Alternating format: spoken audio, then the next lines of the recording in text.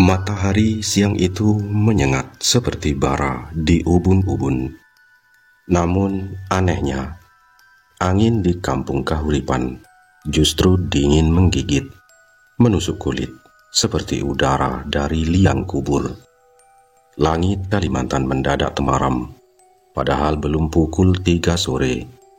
Awan-awan menggumpal seperti jelmaan sesuatu yang menunggu, seolah tahu bahwa rumah itu yang sedang direnovasi habis-habisan bukan sekadar tempat tinggal biasa. Dari balik rimbunan pohon beringin tua yang tumbuh tak jauh dari dapur rumah, sesekali terdengar suara burung yang tak pernah dikenal orang kampung. Suaranya serak, berat, seperti sedang memperingatkan sesuatu. Tapi tak ada yang peduli. Semua orang terlalu sibuk.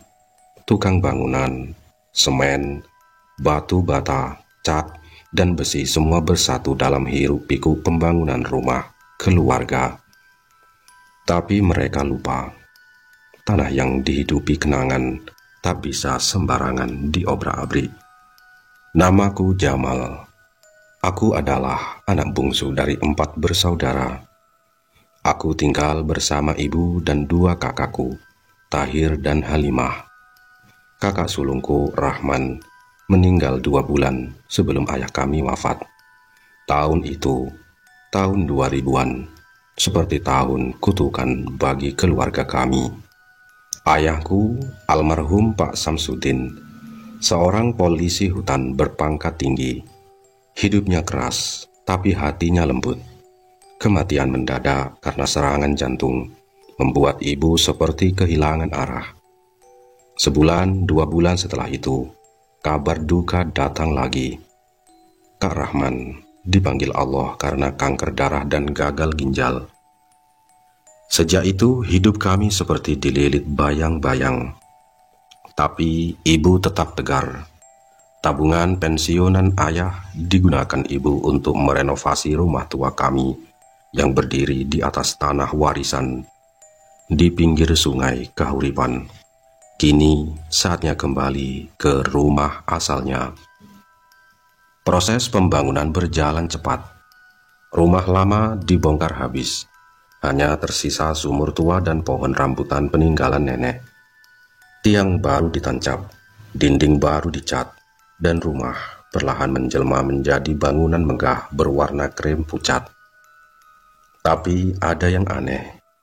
Setiap ibu mengontrol pembangunan, suasana rumah itu terasa berbeda. Apalagi saat sore menjelang maghrib, angin kencang datang dari arah sungai. Padahal sebelumnya tenang. Suara aneh seperti langkah kaki juga sering terdengar dari bagian belakang rumah. Padahal belum ada yang tinggal di sana. Hari itu ibu sedang berdiri di ruang depan, memperhatikan 2 tukang yang sedang mengecat kusen jendela. Pak Iwan, yang itu jangan lupa 2 kali lapis ya, biar nggak gampang pudar kena hujan, kata ibu tegas. Siap aja, sahut tukangnya, sambil membenarkan topinya. Lalu tiba-tiba terdengar suara langkah sandal dari arah belakang rumah. Perlahan, lalu makin dekat. Assalamualaikum aja. Suara itu serak, datar, seperti suara yang tersangkut di tenggorokan. Ibu menoleh. Di situ berdiri seorang perempuan tua dengan kerudung usang. Kulitnya gelap seperti batang pohon tua, dan matanya seolah tak pernah berkedip. Bi Rumi namanya. Perempuan yang rumahnya agak jauh di belakang kami. Usianya tak pernah disebutkan, tapi orang-orang bilang dia sudah ada di kampung ini sejak sebelum ayah lahir. Waalaikumsalam, Bi. Oh, mau lihat rumah ya? Ujar ibu sambil tersenyum kecil. Bi Rumi hanya mengangguk, lalu ikut masuk ke dalam. Dia berjalan pelan, menyeret sandalnya. Matanya menyapu setiap sudut ruangan, seperti sedang menghitung sesuatu. Ibu pakai tukang mana nih? Mahalkah bayarannya? Tanyanya tiba-tiba sambil mencubit-cubit tepi kain tirai yang belum dipasang. Alhamdulillah, masih bisa, Bi. Ada uang pensiun peninggalan almarhum, jawab ibu sambil tetap memperhatikan pekerjaan tukang. Oh, pensiun ya? Besarkah? Tanyanya lagi. Suaranya rendah, seperti bisikan, tapi menusuk telinga. Ibu hanya mengangguk, tak mau menjelaskan panjang. Tapi Mbi Rumi masih berdiri di situ, lama, bahkan lebih lama dari yang seharusnya. Tangannya menyentuh pintu, lalu tembok, lalu kusen jendela, lalu dia senyum tipis. Bagus, bagus rumahnya. Tapi kalau bisa, jangan terlalu banyak buka pintu ke arah sungai, katanya tiba-tiba. Ibu menoleh. Kenapa, Bi? Angin dari sungai tak selalu angin biasa. Kadang ada yang ikut, jawab Mbi Rumi sebelum berbalik dan keluar rumah. Ibu terdiam. Tukang-tukang pun ikut melirik aneh. Tak ada yang berani bicara. Semenjak hari itu, pintu belakang rumah yang menghadap ke arah sungai Kahuripan selalu seperti terbuka sendiri menjelang malam.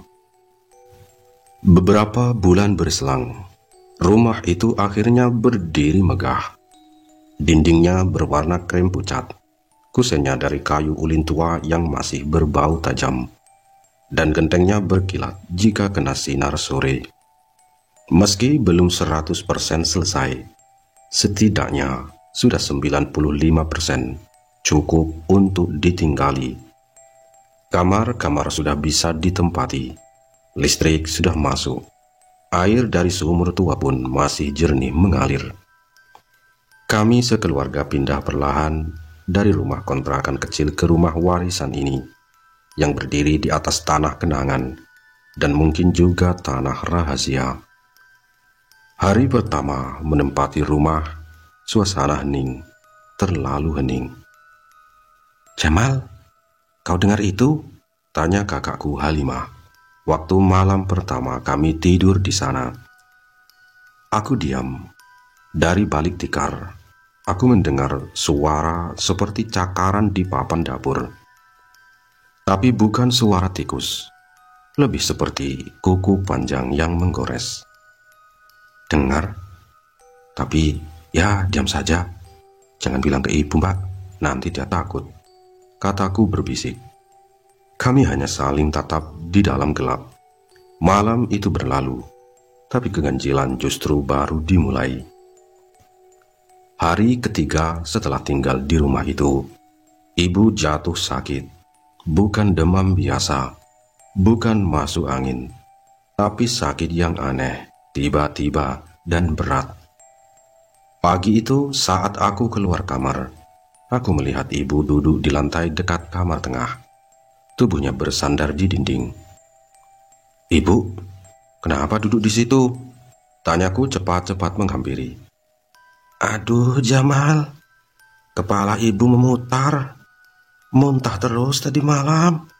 Badan ibu lemas, seperti mau jatuh, ucapnya lirih. Matanya basah dan tangannya gemetar. Aku panik. Kupanggil kakakku Tahir yang sedang di dapur. Bang, ibu kenapa nih? Cepat lihat. Tahir datang terburu-buru, lalu berjongkok di samping ibu. Ibu, sabar ya. Kita bawa ke puskesmas ya, kata Tahir. Jangan angkat ibu dulu. Duduk pun ibu sudah seperti melayang-layang, kata ibu. Tahir dan aku saling pandang. Ibu pucat, bibirnya kering, dan tubuhnya mulai dingin seperti es. Tapi anehnya tak demam, tak ada batuk, tak juga nyeri perut. Tapi seolah ada yang menggerogoti tubuhnya dari dalam. Hari itu kami tak bisa kemana-mana. Mau diangkat ke puskesmas pun ibu tak sanggup duduk. Kita harus memanggil Bu Dukun 5 dari seberang sungai, Mal. Kalau ini kayaknya bukan sakit biasa. Ini mungkin sudah gangguan, bisik kakakku. Aku diam, menelan ludah. Rumah ini yang katanya akan jadi tempat tenang kami, kini malah terasa seperti perangkap. Dan dari arah dapur, daun pintu kembali bergoyang perlahan, padahal tak ada angin. Hari itu, langit di atas kampung menggantung kelabu. Awan seperti menahan hujan yang tak kunjung jatuh, dan angin dari arah sungai mengandung bau lumpur yang anyir. Bau yang biasanya muncul saat bulan gelap.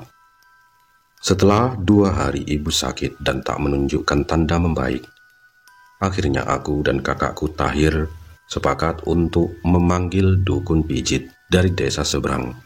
Namanya Mak Liah, perempuan paruh baya yang dikenal bisa melihat dan menyembuhkan, bukan cuma dengan tangan, tapi juga doa dan ramuan akar hutan. Mak Liah sudah biasa ngobati orang rasukan, Jamal, kata Tahir sambil memoles motor bebek kami yang sudah tua. Aku hanya mengangguk.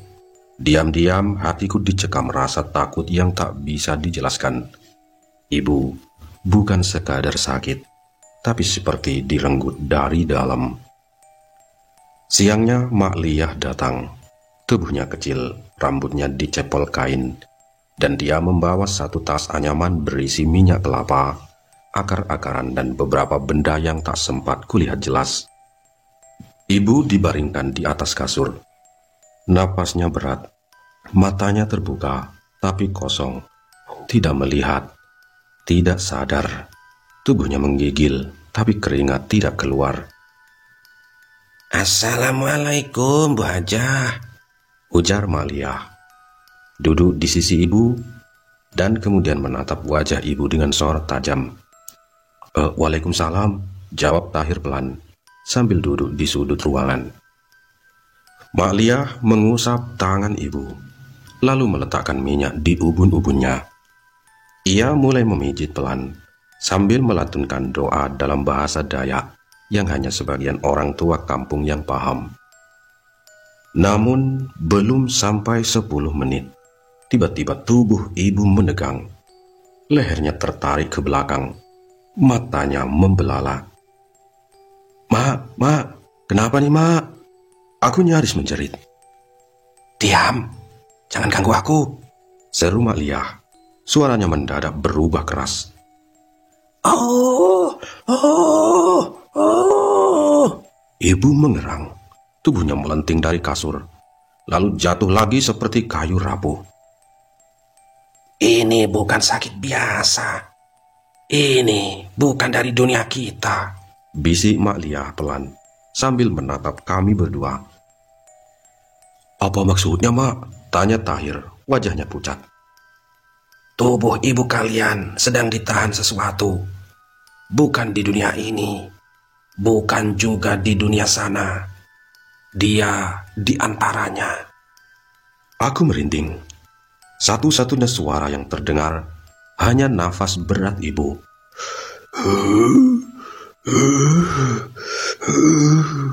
Seperti orang yang sekarat, tapi tak kunjung mati. "Ada yang marah karena sesuatu yang kalian bangun di rumah ini," lanjut Mak Liah, sambil melirik ke arah dinding belakang rumah yang langsung menghadap ke arah pohon rambutan. Kami tak bisa berkata-kata. Suasana kamar mendadak seperti ruang mati. Bahkan suara ayam pun hilang dari luar rumah. "Mak, ibu kami kenapa, Mak? Kenapa dia kayak orang mau meninggal, tapi gak juga mati-mati?" Suaraku tercekat. Mak Liah diam lama, lalu ia berkata lirih. "Karena ajalnya belum dijemput, tapi tubuhnya sudah dimiliki," kata Mak Liah. Singkat cerita, kabar sakitnya ibu akhirnya sampai juga ke telinga keluarga besar, terutama Paman Idrus, saudara sepupu ibu yang tinggal di kota Pangkalan 3. Orangnya berada, pengusaha sawit yang hidupnya jauh dari kesusahan. Tak lama setelah itu beliau datang ke rumah bersama anaknya. Melihat kondisi ibu yang terbaring lemah di kamar, mereka langsung bersikeras membawa ibu ke kota. Kali ini bukan lagi ke dukun atau dukun pijat kampung, tapi ke dokter spesialis penyakit dalam paling terkenal di kota kami. Ini bukan zaman dulu lagi, Hir, ujar Paman Idrus pada kakakku Tahir. Kita bawa saja ke dokter. Jangan terus-terusan percaya yang aneh-aneh, kata Paman Idrus. Kakakku si Tahir diam, hanya mengangguk. Dalam hatinya bergejolak. Kami juga ingin ibu sembuh. Tapi siapa yang bisa benar-benar paham apa yang sebenarnya terjadi? Ibu akhirnya dirawat dan diperiksa. Di ruang tunggu, aku duduk gelisah bersama Halimah. Sepanjang perjalanan ke rumah sakit, ibu hanya diam, kadang mendesah, kadang menatap kosong ke langit-langit mobil. Setelah pemeriksaan lengkap, dokter menjelaskan dengan nada yakin. Mah kronis, lambungnya luka cukup dalam, tapi ini masih bisa diobati asal rutin kontrol dan patuh obat, kata dokter. Kami menarik napas lega. Setidaknya ada penjelasan medis. Ibu pun disarankan rawat jalan, dan kami diizinkan membawanya pulang. Namun ternyata harapan itu hanya sebentar. Beberapa minggu setelah berobat jalan, keadaan ibu justru semakin memburuk. Tubuhnya makin kurus, wajahnya cekung, dan matanya seperti orang yang kehilangan nyawanya, walau masih bernafas. Tiap malam kami bergiliran berjaga. Napas ibu kadang berat, kadang seperti sudah satu tarikan terakhir, tapi selalu gagal pergi. Malam itu, rumah kami penuh. Saudara dari kampung dan kota datang. Semua duduk berkumpul di ruang tengah, membaca Yasin, bersiap-siap, seakan tinggal menunggu kabar duka. Tahir menggenggam tanganku erat-erat. Kalau ibu sampai pergi, kau jangan nangis ya, Mal, kata Tahir. Aku hanya mengangguk, tapi mataku sudah basah. Dalam hati kecilku, aku belum siap. Kami semua belum siap. Tapi lagi-lagi, saat fajar menyingsing, ibu membuka mata. Air, air, bisiknya pelan. Semua yang ada di ruangan tercekat. Halimah buru-buru mengambil gelas dan menyuapkan ke bibir ibu. Kami semua terpaku. Dan ini bukan yang pertama. Sudah 3 kali ibu seperti itu. Sekarat, lalu sadar kembali. Kritis, lalu pulih. Tapi bukan pulih seperti biasa.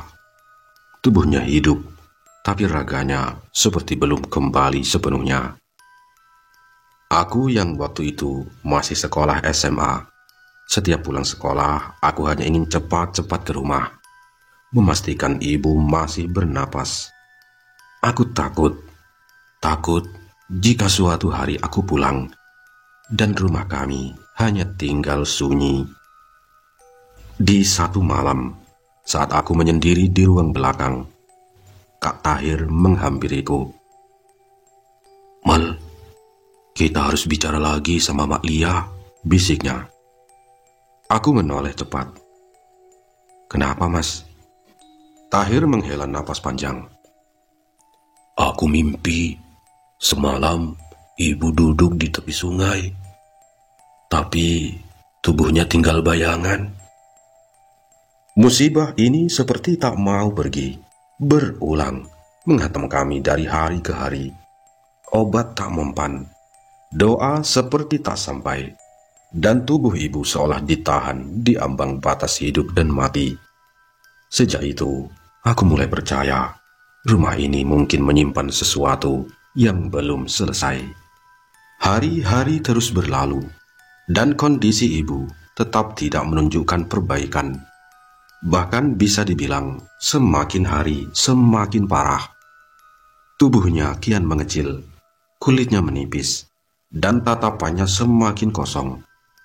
Sampai suatu sore, saat hujan gerimis turun menyelimuti kampung, datanglah seorang tetangga dekat kami, Amai Inun, seorang ibu tua yang dikenal banyak tahu soal firasat dan hal-hal gaib. Dia datang membawa payung sobek dan suara napas tersengal. Jamal, Tahir, kalian sebentar duduk di depan. Ada yang mau Amai bilang, katanya. Setelah melihat kondisi ibu yang hanya berbaring dengan pandangan kosong. Kami duduk di ruang tamu. Hujan makin deras, dan suara kodok dari belakang rumah seperti ikut mendengarkan pembicaraan kami. Amai ini sudah lama pengen bicara, tapi baru berani sekarang ini. Sakit ibu kalian, Amai rasa bukan penyakit biasa, katanya pelan. Aku dan Tahir saling pandang. Amai, maksudnya apa? Tanya Tahir. Ini sakit, macam sakit kiriman. Sakit yang bukan dari dunia kita.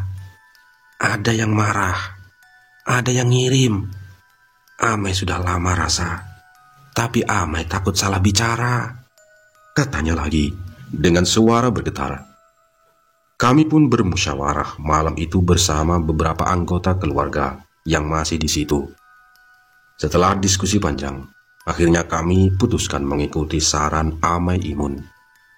Keesokan harinya, kami mendatangkan seorang pintar dari kampung seberang, namanya Abah Samsul.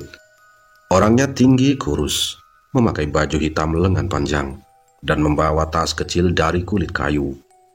Wajahnya datar, tapi tatapannya menembus, seolah bisa membaca isi rumah kami tanpa harus bertanya. Saat pertama kali masuk, Abah Samsul tak langsung bicara. Ia berdiri memejamkan mata, lalu berjalan perlahan ke arah kamar ibu. Langkahnya pelan, tidak ada suara sandal, hanya suara kayu lantai tua yang berderit. Sesampainya di sisi tempat tidur, ia duduk bersila dan membuka matanya. Ia memandangi ibu dalam diam. Lalu ia menarik napas dalam-dalam.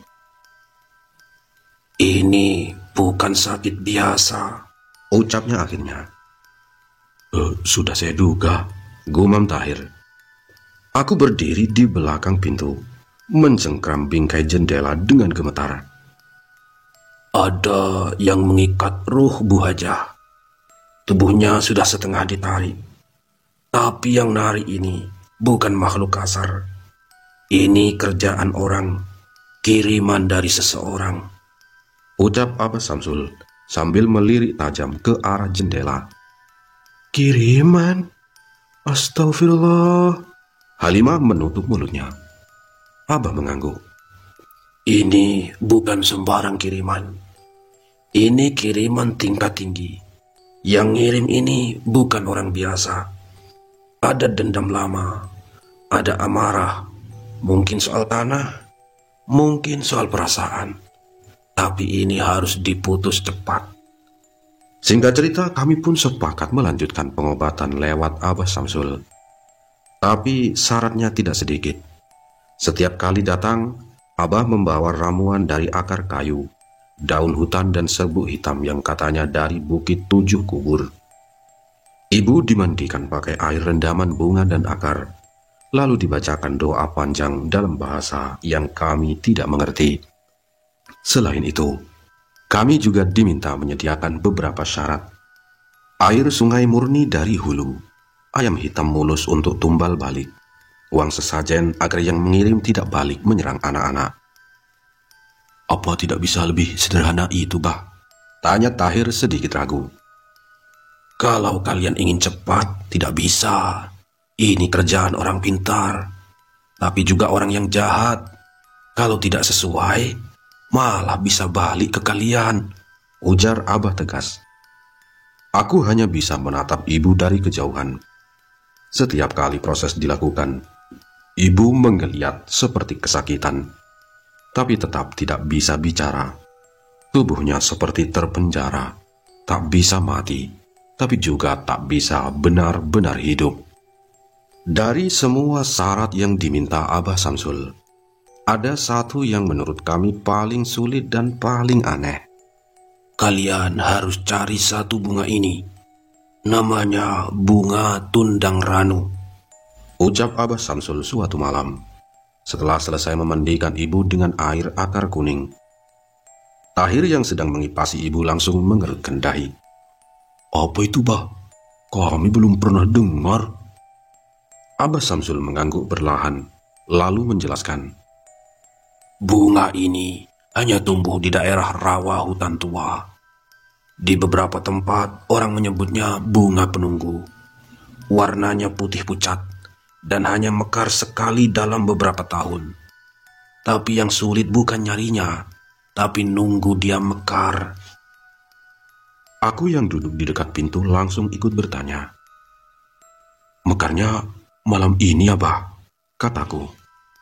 Abah menoleh. Tatapannya seperti menyelami pikiranku. Bukan cuma malam, tapi waktu tertentu. Waktu yang tidak bisa ditebak. Bisa jam 2 malam, bisa menjelang subuh. Bahkan kadang dia hanya mekar selama 5 menit, lalu hilang seperti tak pernah ada. Kami semua terdiam. Kalau bunga itu tak didapat, bagaimana nasib ibu kami, Bah? Tanya Halimah pelan. Abah Samsul menarik napas panjang. Ya, kalau bunga itu tak bisa kalian dapatkan, ibu kalian tidak bisa disembuhkan. Sakitnya akan terus ditahan makhluk pengirimnya, sampai nyawanya tak bisa kembali dan tidak juga bisa pergi. Malam itu juga Tahir langsung menghubungi Pak Daeng, kenalan lama ayah kami, mantan polisi hutan yang sekarang jadi penjaga kawasan rawa di perbatasan Tumbang Lawang. Katanya, dulu dia pernah melihat bunga itu tumbuh di tepi rawa Timbun Kaca, daerah sunyi yang hanya bisa dijangkau pakai sampan kecil. Aku bisa antar kalian, kata Pak Daeng lewat telepon. Tapi bunga itu belum tentu mekar. Banyak orang yang kesana cuma lihat daunnya doang, katanya. Singkat cerita, keesokan malam, kami berangkat bertiga. Aku, sepupuku Romi, dan Pak Daeng, mantan polisi hutan yang sekarang menjaga wilayah rawa. Kami berangkat naik sampan kecil, menyusuri rawa Timbun Kaca, daerah yang katanya dulu sering jadi tempat orang menyembunyikan mayat bayi, korban buang sial, dan bekas tanah kuburan pindahan. Langit malam gelap pekat, tidak ada bulan, tidak ada bintang. Jam menunjukkan pukul 8 malam, dan udara di rawa dingin luar biasa, seperti masuk ke perut sumur tua. Kita harus hati-hati, kata Pak Daeng sambil mendayung pelan. Suaranya nyaris tenggelam oleh suara kodok dan air rawa yang tenang. Kenapa, Pak? Tanya Romi berbisik. Di tempat kita sekarang, banyak mata yang tidak kelihatan sedang memperhatikan, jawab Pak Daeng sambil melirik ke pepohonan. Aku menelan ludah. Jantungku seperti dikepal tangan gaib. Pukul 10 malam, sampan kami tiba di hutan air. Di situ akar-akar pohon menggantung dari atas seperti tali pocong, dan kabut tipis menyelimuti permukaan air. Daun-daun tiba-tiba bergoyang sendiri. Tiba-tiba, bau amis darah tercium. Lalu, suara.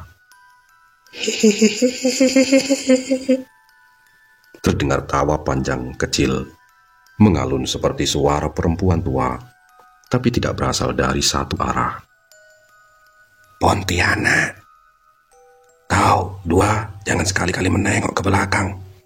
Apapun yang kalian dengar, jangan tengok, bisik Pak Daeng. Langit-langit mataku mulai basah.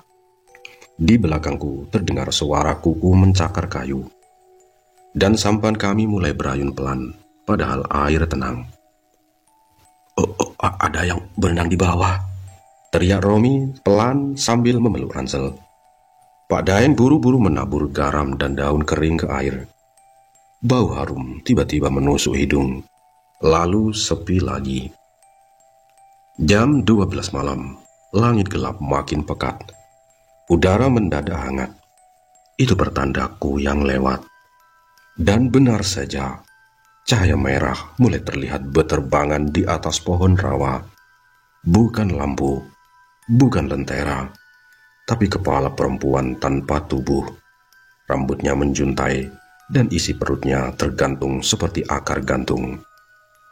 "Duduk tiarap, jangan lihat ke atas," bisik Pak Daeng sambil menunduk. Kami semua tiarap di dasar sampan. Dari sela-sela papan, aku melihat bayangan kuyang melintas. Sayapnya mengepak pelan, suaranya seperti kipas tua yang berderit. Tiba-tiba, kuyang itu mengerang pelan. "Kalian mencari bunga." Jantungku berhenti berdetak sesaat. Suara itu di samping telingaku. Aku tutup mata, tak bergerak. Lalu semuanya kembali sepi. Jam 1 malam. Kami belum menemukan bunganya. Beberapa kali kami temukan batangnya, tapi belum mekar. Kata Abah Samsul, hanya bunga yang sedang mekar sempurna yang bisa digunakan untuk penyembuhan ibu. Pak Daeng mulai ragu.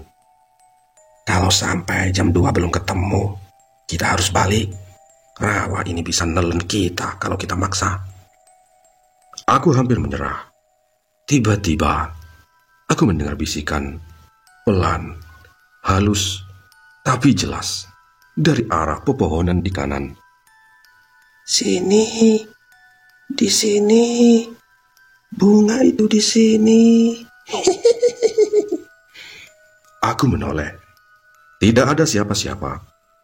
Tapi di kejauhan, ada setitik cahaya putih di bawah pohon nyatu yang condong ke air. "Pak Daeng, itu, lihat cahaya itu," seruku sambil menunjuk. Pak Daeng memicingkan mata. "Ya Allah, itu dia. Itu bunga tundang ranu." Kami mendayung pelan menepi ke arah cahaya. Dan di sana, di tanah lumpur, di antara akar menggantung, berdiri satu bunga putih mekar. Kelopaknya bersinar lembut seperti pelita. Bunga itu bergerak perlahan, seperti bernapas. Romi sampai menitikkan air mata. "Ya Allah, cantiknya." Kami menemukan bunga itu jam 2 malam pas. Dan benar, mekarnya hanya beberapa menit. Tanpa buang waktu, Pak Daeng mencabutnya dengan akarnya, dan aku membungkusnya dengan kain putih seperti pesan Abah Samsul. Begitu bunga itu diangkat, cahayanya langsung padam. Lalu tanah di sekitar kami bergoyang pelan. "Cepat, kita harus pergi sekarang," teriak Pak Daeng. Kami dayung cepat, dan di belakang kami, raungan makhluk panjang terdengar dari balik pohon. Seperti makhluk yang baru sadar bahwa harta gaibnya diambil manusia. Dan sepanjang jalan pulang, ada suara tertawa, menangis, dan bisikan tak berhenti menyebut namaku. "Jamal, Jamal, bunga itu bukan milikmu." Itulah yang terngiang-ngiang di telingaku. Bunga tundang ranu yang susah payah kami dapatkan akhirnya diserahkan kepada Abah Samsul. Beliau membawanya ke rumah di seberang desa untuk diritualkan secara khusus, karena katanya bunga itu tidak bisa sembarangan disentuh, bahkan untuk orang pintar sekalipun. Ritual dilakukan malam Jumat, dan kami hanya boleh menunggu kabar di rumah. Esoknya, Abah Samsul datang kembali dan berkata pelan, "Sudah dimulai proses pemutusannya. Tubuh ibu kalian sudah mulai ditarik kembali ke dunianya." Dan benar saja, ibu mulai membaik. Sudah bisa duduk, sudah bisa makan perlahan. Tapi bukan berarti sembuh. Kadang kambuh, terutama jika malam tiba. Kadang tangannya kaku, kadang tubuhnya menggigil seperti sedang ditimpa angin hantu. Seminggu setelah itu, datanglah uakku dari Palanjau Hulu, kampung di atas perbukitan jauh, dekat kawasan bekas tambang emas tua. Ia datang bersama anaknya Bang Juhan, lelaki muda yang sejak kecil memang dekat denganku. Dari kecil kami tahu Bang Juhan memang punya rasa hormat yang tinggi terhadap dunia gaib dan mistis. Ia bukan dukun, bukan pula orang pintar, tapi percaya dan paham dan tahu bagaimana memperlakukan yang tak terlihat. Saat ia datang, ia duduk lama di kamar ibu, berbincang pelan, seperti tak ingin didengar. Aku mengintip dari sela pintu, hanya bisa melihat sesekali mereka saling angguk. Ada isyarat serius dari gerak tangan Bang Juhan. Sorenya Bang Juhan duduk bersama kami di dapur, meminum kopi pahit. "Jamal, Tahir, aku punya kenalan di kampung Bukit Mandawai. Dia bukan orang sembarangan. Tapi kalau kalian mau, aku bisa bantu temui dia. Ibumu belum sembuh benar," kata Bang Juhan. "Dia semacam orang sakti gitu, Bang?" tanya Halimah. "Bukan sakti, dia lebih ke pemutus tali. Kalau yang menahan ibu kalian ini dari jalur ikatan gaib, dia bisa bantu. Tapi ya tetap ada syaratnya," kata Bang Juhan. Kami setuju. Dan seminggu kemudian, Bang Juhan kembali bersama seorang laki-laki berkulit gelap, bertubuh sedang, memakai kemeja lengan panjang dan sarung lipat di pinggang. Ia berjalan tenang, matanya tajam dan mulutnya jarang bicara. Namanya Mang Anwar. Begitu masuk rumah, Mang Anwar tidak langsung menyentuh ibu. Ia hanya menatapnya sangat lama. Hening, hanya suara jam dinding yang terdengar. Lalu ia duduk di lantai, mengangguk pelan. "Sudah terlalu lama tubuh ini terikat, tapi untungnya belum putus," kata Mang Anwar. Aku langsung bertanya, "Oh, maksudnya apa bisa disembuhkan, Bang?" Mang Anwar tak langsung menjawab. Ia melirik ke arah sudut ruang tempat lemari tua berdiri. Lalu ia berkata, "Saya butuh waktu 2 malam di rumah ini, tapi saya butuh bantuan kalian. Ada beberapa syarat." Kami semua menunggu kata-katanya. "Pertama, sediakan telur burung ruwai." Tahir langsung menoleh cepat. "Oh, burung ruwai? Itu burung hutan yang suaranya kayak nangis?" Mang Anwar mengangguk. "Ya, telurnya harus utuh, bukan dibeli dari pasar. Harus diambil sendiri dari sarangnya. Itu telur penjaga batas. Kita butuh itu buat buka jalur yang tertutup." Semua terdiam, karena burung itu bukan hanya langka, tapi dikenal sebagai penunggu kawasan hutan angker. Singkat cerita, malam itu, langit mendung berat. Suara serangga malam seolah terdiam, entah karena dingin atau karena mereka juga ikut menyaksikan sesuatu yang tak biasa sedang terjadi di rumah kami. Namun kabar gembiranya, telur burung ruwai itu berhasil dibawa oleh Bang Juhan malam sebelumnya, yang akhirnya sekarang diserahkan ke tangan Mang Anwar. "Telur ini akan jadi titik putus antara rumah kalian dan sihir yang dikirim," kata Mang Anwar pelan. Ia lalu menoleh ke Bang Juhan. "Tanam di dekat kamar mandi, harus jam 2 malam, harus tidak ada suara manusia lain, dan harus sendiri." Tanpa banyak tanya, Bang Juhan mengangguk. Malam itu juga ia jalankan tugasnya.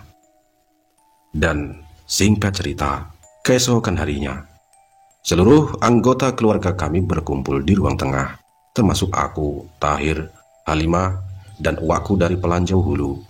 Mang Anwar duduk di sisi ibu yang sudah mulai bisa duduk sendiri. Wajah ibu mulai bersinar, tapi masih menyisakan bekas-bekas penderitaan panjang. Dengan suara tenang tapi tegas, Mang Anwar membuka penerawangannya. "Saya sudah lihat akar sihir ini. Sumbernya dari belakang rumah ini." Ruangan mendadak sunyi. Angin yang tadi sepoi pelan berubah dingin seperti es. "Perempuan, paruh baya, ada tanda hitam di keningnya. Matanya pernah menyimpan dendam lama." Tahir langsung menatapku. Halimah memalingkan wajahnya. Kami semua saling tahu siapa yang dimaksud. "Apa betul di belakang rumah ini ada orang seperti itu?" tanya Mang Anwar lagi. Dengan suara lirih, Tahir menjawab, Iya Bang, namanya Birumi. Dulu katanya memang punya ilmu." Aku menambahkan pelan, "Dulu waktu pembangunan rumah ini, Beliau sempat datang ke sini, Mang. Banyak bertanya-tanya soal biaya, tukang, dan lainnya, kataku. Mang Anwar menarik napas dalam. Kalau saya boleh, saya akan pantulkan kembali sihir ini, supaya pengirimnya dapat balasan. Karena sihir ini tidak cuma untuk satu orang, tapi untuk 7 turunan. Kami semua saling berpandangan. Tapi ibu yang sejak tadi diam, tiba-tiba berkata pelan. Tidak usah, Mang.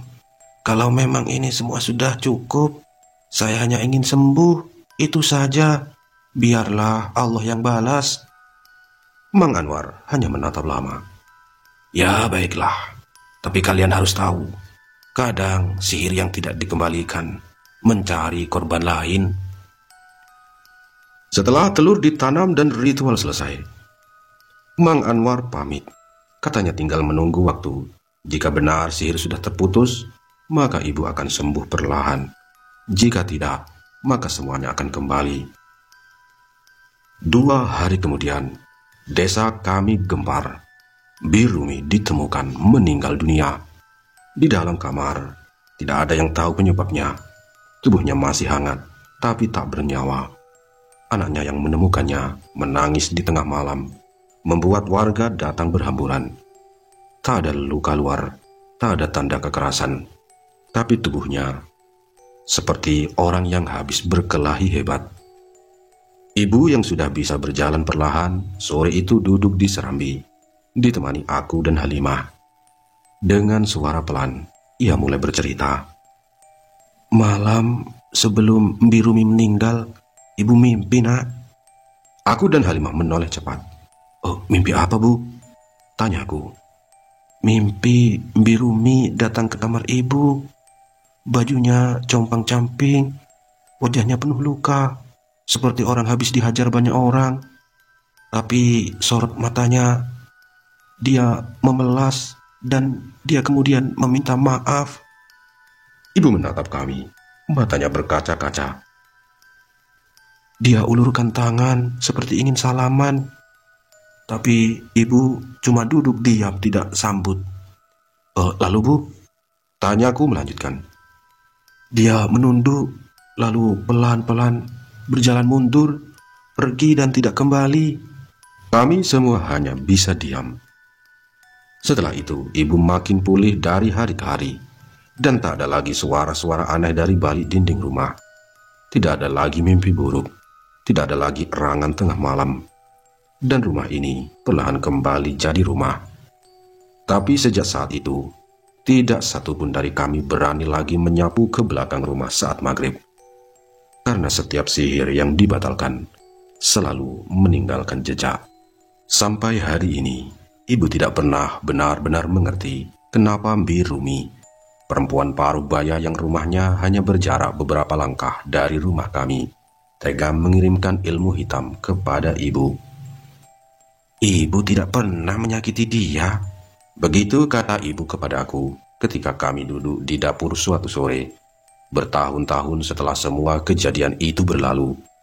Namun, seiring berjalannya waktu, Ibu mulai menerka-nerka. Mungkin semuanya bermula di hari saat rumah kami direnovasi besar-besaran. Setelah ayah tiada dan uang pensiunan digunakan untuk membangun kembali rumah asal, hari itu Ibu sibuk mengontrol para tukang. Dan tiba-tiba Birumi datang tanpa diundang. Banyak bertanya, menyinggung biaya upah, dan siapa saja yang bantu bangun. Ibu saat itu terlalu sibuk, terlalu lelah untuk menjawab. Mungkin nada bicara Ibu terdengar dingin. Mungkin raut wajah Ibu tak bersahabat. Atau mungkin hanya karena Ibu tidak menjawab satupun pertanyaan Birumi. Dan disitulah mungkin benih sakit hati itu tumbuh. Orang bilang, ilmu hitam tidak selalu dikirim karena dendam besar. Kadang cukup karena rasa tersinggung, iri, atau merasa tidak dihormati. Birumi menurut warga di kampung dulunya memang dikenal pernah mempelajari ilmu pengunci tubuh. Ilmu ini tidak membunuh secara langsung, tapi menahan nyawa seseorang agar tidak bisa sembuh, tidak bisa mati, dan perlahan-lahan tergerus hidup-hidup. Dan mungkin di matanya, Keberhasilan ibu membangun rumah baru tanpa izin darinya dianggap bentuk kesombongan. Luka batin kecil yang disiram dengan rasa iri berubah jadi niat jahat. Sejak kejadian itu selesai, ibu tidak pernah lagi mengalami sakit parah. Tidak ada lagi muntah darah. Tidak ada lagi tubuh kaku seperti mayat. Tidak ada lagi malam-malam mencekam. Rumah kami pun kembali seperti biasa. Itulah cerita dari ibuku. Cerita yang sungguh menyeramkan. Komen di bawah. Demikian dari Bang Fawa. Wassalam.